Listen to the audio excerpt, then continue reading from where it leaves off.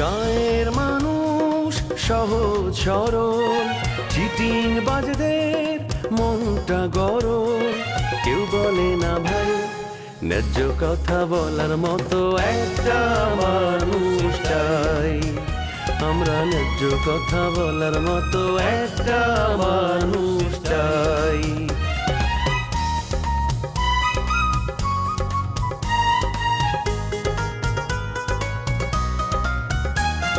সৎ মানুষের ভাঙ্গা বাড়ি, ধান্দা বাজরা নেয় যে গাড়ি।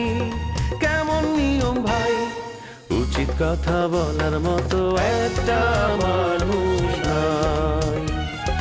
উচিত কথা বলার মতো একটা মানুষ নাই।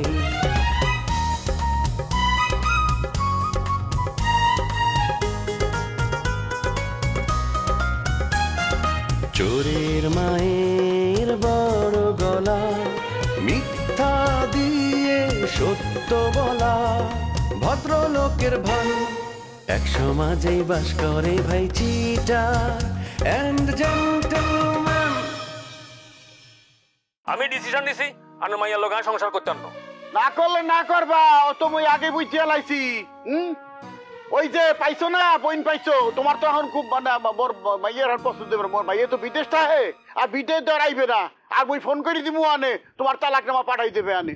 ওরে বাবু রে, আমরা তো ডেঞ্জারাস লোক না। তাহলে আমরা গভীর চিন্তা ভাবনা করি আপনার মাইয়েরা আনে বিদেশে পাঠাইছেন। আমি তো আপনার এই শালাকে ধরতে পারি নাই। আচ্ছা ভাইয়া, আয়া চলে যাই। আইয়া না থাকলে আর সম্মান নষ্ট হবে।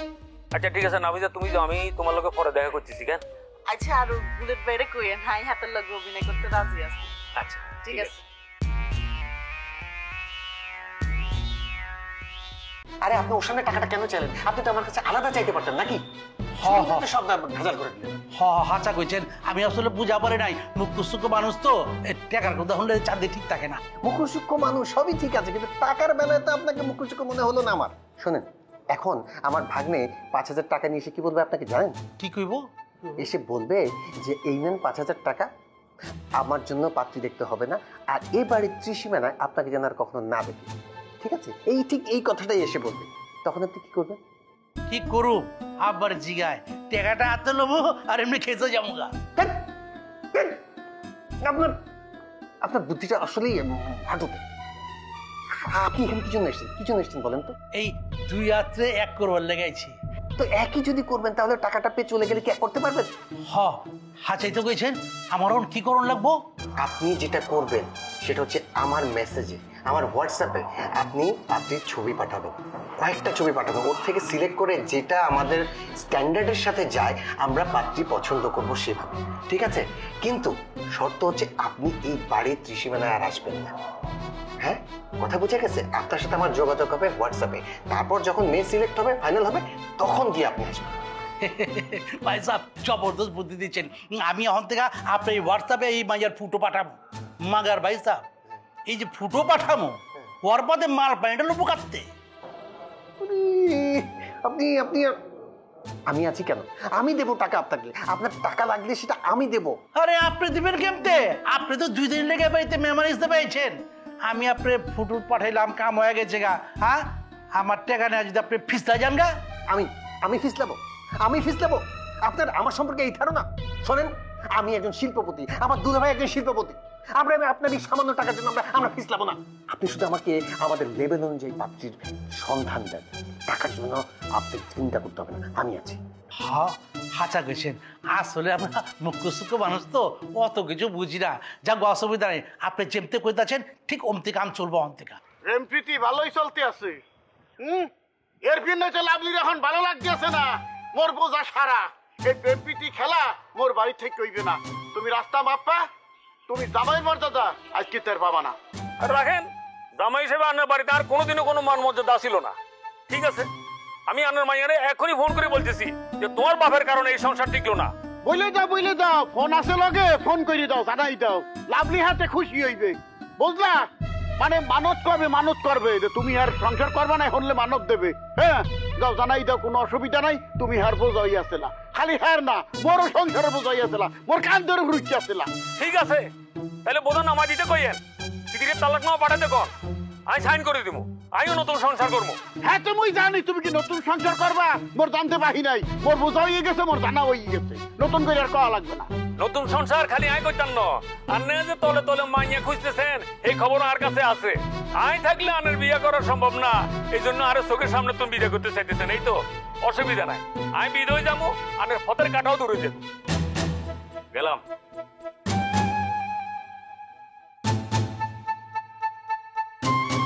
ওই যে বিয়ের ফিরনে মাইয়ে দেখে বেড়াইতেছি, হালার পালা বুঝলো কেমন করিয়া? না মাইয়া তো মুই ডাকতে বিয়ে তুমি করবো, মোর মাইয়া কে গেছে বিদেশে, মুই কি আল্লাহ ঘরে থাকবো? মুই থাকতে পারবো না, বুঝলে মোর দেখবে কেনা, ওর বাবাই দেখবে।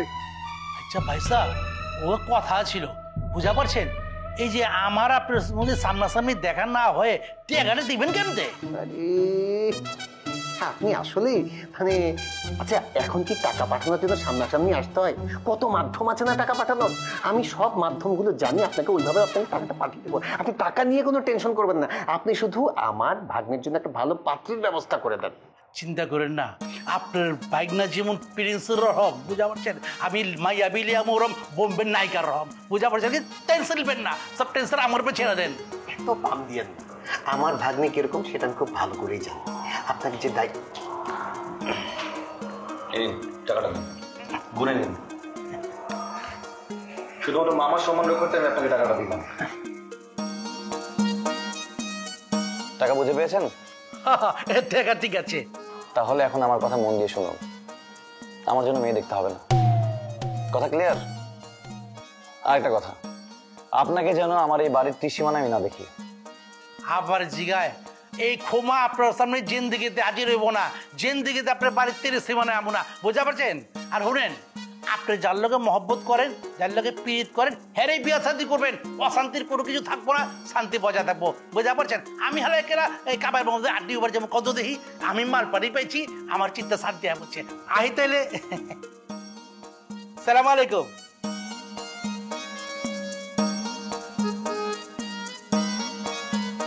মামা এসব বিপদ কেন আনো? আমি তোমাকে একবার বলেছি, আর এই যুগে কেউ ম্যারেজ মিটিয়ে বিয়ে করে? আমি আমার পাত্রী নিজে খুঁজে নিতে পারবো। ভাগ্নে এতদিন যখন সরাসরি কিছু হয়নি, তাই তো এই মিডিয়াম্যান মানে ধরতে হচ্ছে আর কি, বুঝিস নাই? তুমি কি বোঝাতে চাইছো? মানে আমার বিয়ে হচ্ছে না সেটা বোঝাতে চাইছো? না আসলে তা না, বিষয়টা তা না। দেখ বয়স তো আর থেমে থাকে না, তাছাড়া তোর বাবারও বয়স হয়েছে, উনিও চাইছে না। মামা আচ্ছা বাদ দাও, ঠিক আছে দেখো, কিন্তু এইভাবে না, ম্যারেজ মিডিয়া না, অন্য কোনো উপায় দেখো। আরে ঘটনা কি? বিয়ে সাথে করবো কবে? তোর চেহারার মধ্যে তো বয়সের একটা ছাপ পড়ে দিতেছে। আর মুখে বয়সের চাপ পড়লে আন্নের সমস্যা কি? হ্যাঁ আন্নে আর বিয়ে নিয়ে চিন্তা করছেন কি লাই? আর তো বিয়ে ঠিক হয়ে রয়েছে, কদিন পরে শুনবে নাই শ্বশুর বাড়ি চলে গেছি। একবার শুনি তোমার শ্বশুর বাড়ি হলো কানাডা, একবার শুনি লন্ডন, তারপরে আবার শুনলাম তুমি নাকি ওই বাটপার রোমিওর হাত ধরছো। আবার সেই রোমিও নাকি জানি আবার তোমার হাত ছাড়া ঝিনুকের হাত ধরছে।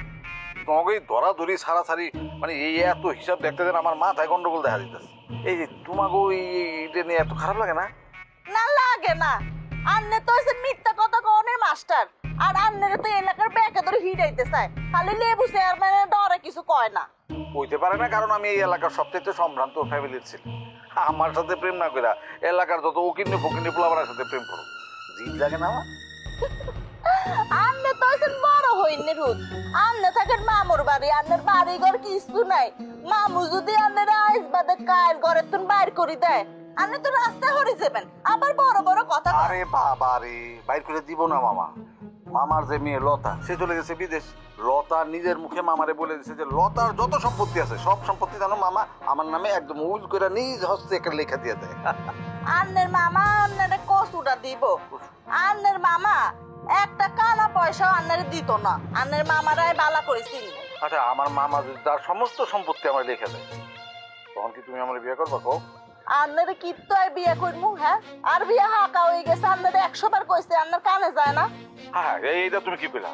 আমি তো ঠিক করে রাখছি যে মানে তোমার লগে আমার বিয়া যদি হয়, মানে আমার এত সয় সম্পত্তি তাহলে কে রাখবে? তুমি যদি আমার বিয়া না করো, আমি আরো ঠিক করে রাখছি যে আমার সয় সম্পত্তির একেবারে মালিকানা হইবা তুমি হবা।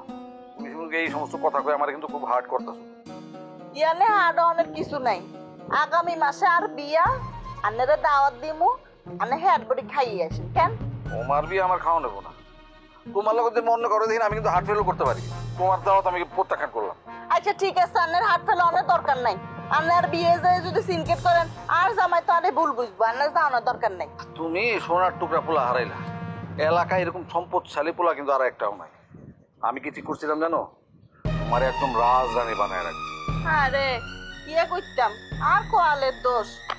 আচ্ছা ঠিক আছে, এক কাম করবো, পরের জন্মে ট্রেডাই করে দেখি। কেন তোমার এই বিয়া যদি ভেঙে যায় আমারে করি, আমি তোমারে গ্রহণ করবো। আমি কারোর কাছে তোমারে ছোট হইতে দেবো। আই তো এই এলাকায় আর থাকতামই না, এইখানে আর আসমুই না। আন্নার লাগে কেন আর দেখা হইব? নাফিজা, তোমার আমি চিরতরে হারাই হলাইছি, এই কষ্ট আমি কেমনে বলুন কত? আচ্ছা হইছে, কষ্ট পাওয়া না কিছু নাই, অন্য অন্য চেষ্টা করেন। আমি কি তোর আপন ছিলাম না রে জোহরি নাফিজা, আমি কি তোর আপন ছিলাম না? ছোট্টবেলায় পাশতলাতে পুতুল খেলার ছলনাতে আম কুড়াইতে যাইতাম দুইজনা রে নাফিজা, আমি কি তোর আপন ছিলাম না? আরে পাগলামি ছাড়েন, পাগল হয়ে গেছেন। আমি কি তোর আপন ছিলাম না রে নাফিজা, আমি কি তোর আপন ছিলাম না? এবার বাড়িতে গিয়ে লক্ষ্য করছি যে মানুষগুলো খুব খারাপ আছিল ওরা খুব ভালো হয়ে গেছে। তাই নাকি? তাহলে এত ভালো লোক তুমি কাকে পাইলা? কেমন বদলাই গেছে? আরে আমাদের বুলেট ভাই, বুলেট ভাই আমার জন্য সারা রাত বাড়ি পাহারা দিছে। দুলা ভাই তার সাথে। বুলেট যে আগে থেকে অনেকটা ভালো হয়েছে সেটা আমি জানি, কিন্তু এই ভালো থাকা কতদিন লাস্টিং করবে সেটা হচ্ছে দেখার বিষয়। একসময় বুলেট ভাই কিন্তু তোমার খুব পছন্দ করতো, তখন তুমি পাত্তা দিতে না। তবে এখন সে ভালো হয়ে গেছে, এখন তার বিষয়ে কিন্তু তুমি চিন্তা করতেই পারো। সেটা তো সম্ভব না। তুমি তো ভালো করেই জানো যে বুলেটের বড় ভাই আমার হাজব্যান্ড ছিল। আমার হাজব্যান্ডের সাথে যখন আমার ছাড়াছাড়ি হয়ে গেছে তারপর থেকে তো আমাকে কি পরিমাণ জ্বালাইছে সেটা তো খুব ভালো করেই জানো। ওকে তো আমি কখনো ক্ষমা করতে পারবো না। ক্ষমা করতে না পারলে ক্ষমা করার দরকার নেই। না, হঠাৎ তোমাদের কথা মনে পড়লো তো তাই বললাম। তুমি কি আমার উপরে রাগ করলা? রাগ করবো কেন? তুমি তো আমার ভালো হয়েছে। কি ব্যাপার কুসুম, ওনাকে তো চিনলাম না। তোমাদের বাসায় নতুন মেহমান আসছে নাকি? জি না, মেহমান না, আমার বড় বোন নুপুর আপু। সে হচ্ছে নীরব, তার বাসায় আমরা ভাড়া থাকি। ও আচ্ছা আচ্ছা, ভালো আছেন? হ্যাঁ হ্যাঁ ভালো, আপনি ভালো আছেন? ও আমি আপনার নাম শুনেছি শিউলির কাছে, ও প্রায়ই আপনার কথা বলে। শিউলি আপা আমার কথা বলে? শুনে না খুব ভালো লাগলো। শিউলি আপা খুব ভালো, আমি খুব খারাপ। আপনার কথা শুনে তো তাই মনে হইতেছে, তাই না? দেখেন আপনি খুব খারাপ মেয়ে, এরকম কথা আমি বলি। আপনি সম্ভবত বুঝতে ভুল করেছেন। শুনো, তোমরা দুজন কথা বলো, আমার একটু কাজ আছে, আমি আসি। হ্যাঁ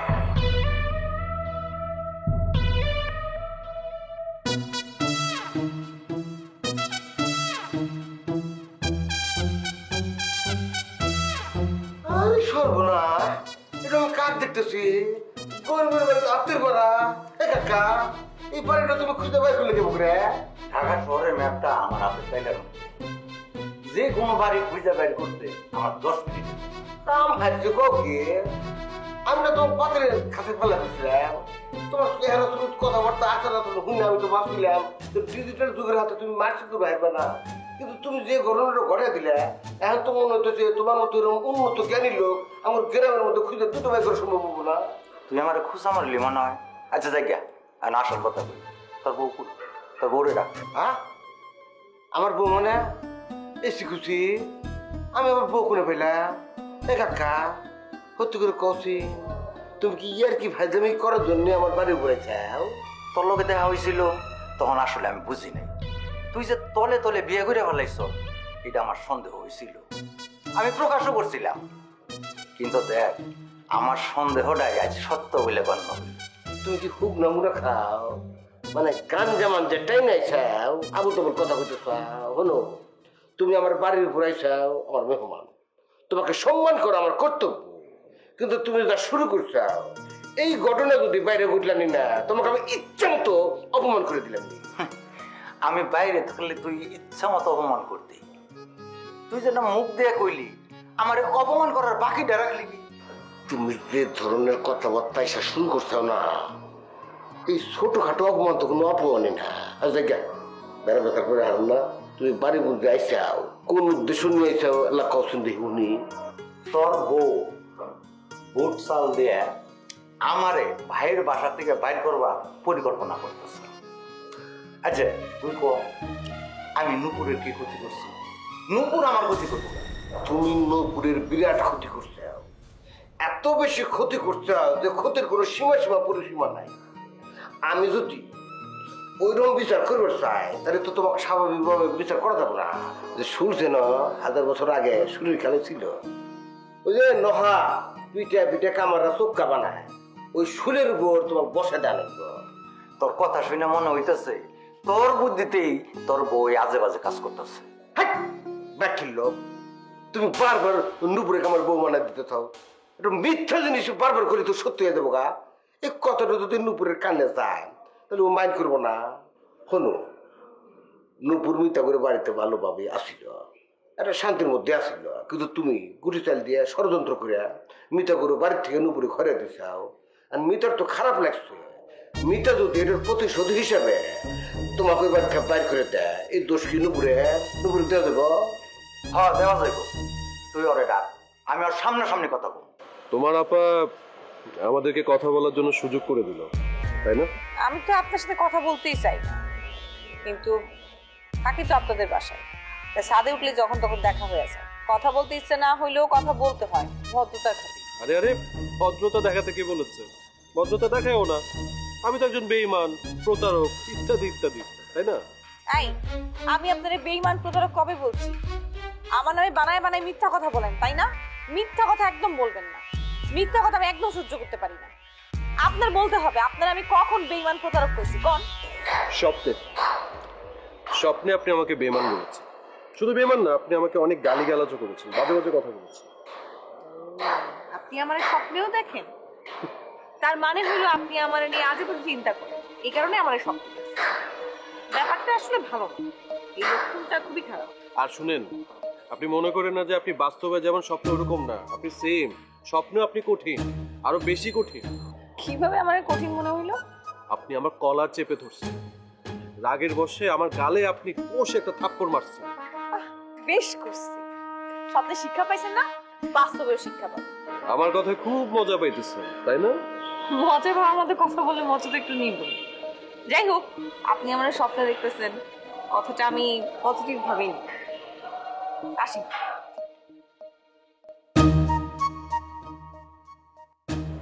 পজিটিভলি নিল মানে কি? মানে ও কি আমার উপরে রাগ ভাঙছে? মানে আস্তে আস্তে পজিটিভ হচ্ছে। That's a positive sign.